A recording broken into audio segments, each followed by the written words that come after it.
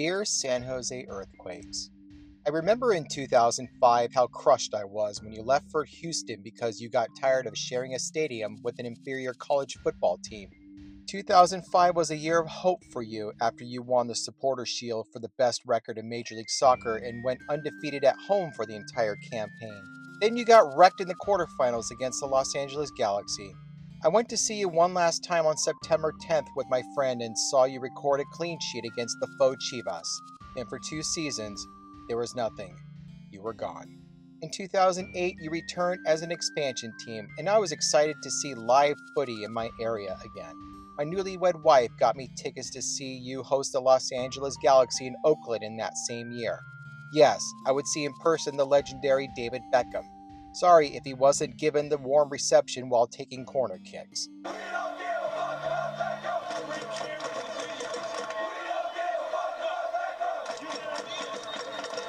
Beginning in the 2010s, after a couple of bumpy seasons, you guys were a decent team.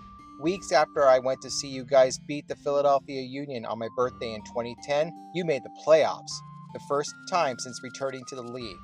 While 2011 had you missing the playoffs, 2012 was something special. This was the season an identity was established. You were called the Goonies for your grit and determination. Or as a young Samwise Gamgee said, Goonies never say die! 9 goals were scored in stoppage time past the 90th minute in 2012. 5 of those goals were game winners. Chris Wondolowski won the Golden Boot with 27 tallies. You performed at a level that surpassed 2005. 66 points, a goal differential of plus 29, winning both the California Classico and the Heritage Cup from the Galaxy and Seattle Sounders respectively. Add another supporter shield to your collection of hardware. Despite still playing in a small stadium at Santa Clara University for most of that year, you still drew an average of over 13,000 fans per game. Just like in 2005, it ended the same way. All up 1-0 in the aggregate after the first match in Southern California against your rivals in the Galaxy, you went off the rails at home.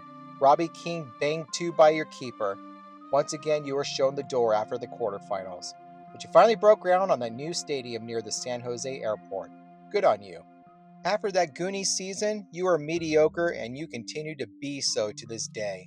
Sure, that long-awaited stadium opened in 2015, but did that make you better? You are one of many examples that dispel the myth of a new stadium making a team more competitive.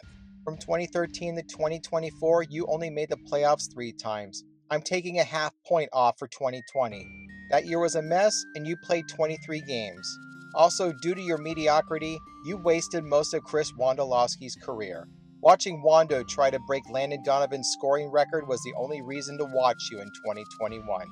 After Frank Yallop's second stint as head coach of your team ended in 2013, the coaching situation was a revolving door. With the exception of Dominic Kinnear and Mateus Almeida, the average tenure of a coach on your team was 1 season. Sometimes you would go through 2 coaches in a single season. Even then, Almeida didn't bring the same championship flair to you that he did when managing the storied Mexican club Chivas de Guadalajara. In 2024, I didn't even know who you were anymore. Sure, you made the playoffs and lost the wild card game in the previous year, but how did you bottom out this badly? You weren't even this bad when you were the Clash. Everything about this season made me wonder why I even bothered getting an MLS season pass. No wonder why you fired your coach in mid-season. Again. Congratulations. You now have the same amount of wooden spoons as I do in my kitchen. I don't even think Bruce Arena could turn you around. To be fair, I think your failure stems from something higher than you. Something that a baseball team moving out of the Bay Area is dealing with. I have one more reason why I'm writing this letter to you after nearly 30 years of support, even after your first incarnation went off to southeastern Texas. This current era of your existence is owned by John Fisher, the same John Fisher whose name is a poisonous dagger to the fine people of the East Bay Area. We all know how Fisher figuratively slapped A's fans in the face repeatedly for the past 2 years. What is he doing with you? About the same thing he was doing with the A's. For the 2024 MLS season, you are near the bottom of the league in team payroll. What, John? You're squirreling away all of that gap money on your baseball venture to Las Vegas that you forgot about the other professional sports team in the Bay Area that you own? Now this imbecile is whining that PayPal park is outdated. John, The stadium has been standing for barely a decade and you already want a new one? Why? Because it's the smallest stadium in the league in terms of seating capacity? It's a nice place. I've been there. John, it doesn't matter how many people you get to come out to that park. If your team is so bad that they would get relegated in an actual top flight league, no one is coming out to see it. Go ask the San Jose Sharks during the 23-24 season. With the exception of cool giveaways and visiting teams that had fans who traveled well, it would draw no more than 12,000 on most nights. What do you want, John? For PayPal to be so jammed to capacity that it becomes a fire hazard?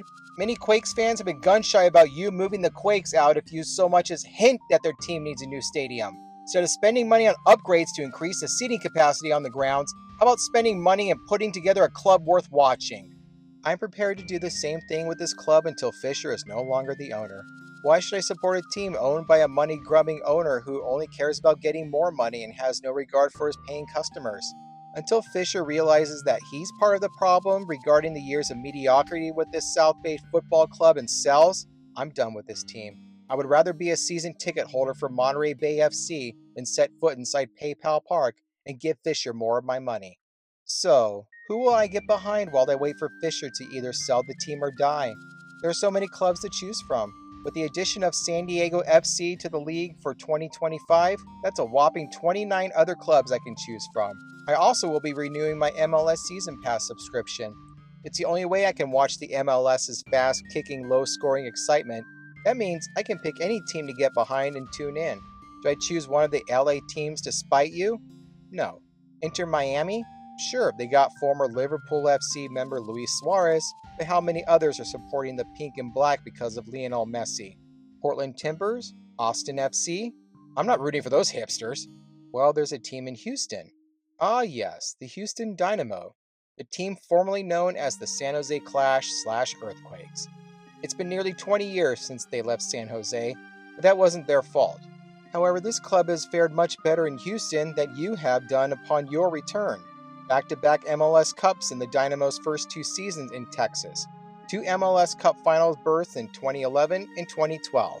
Sure, after making the Cup final in 2012, the team had some playoff dry spells for the rest of the 2010s.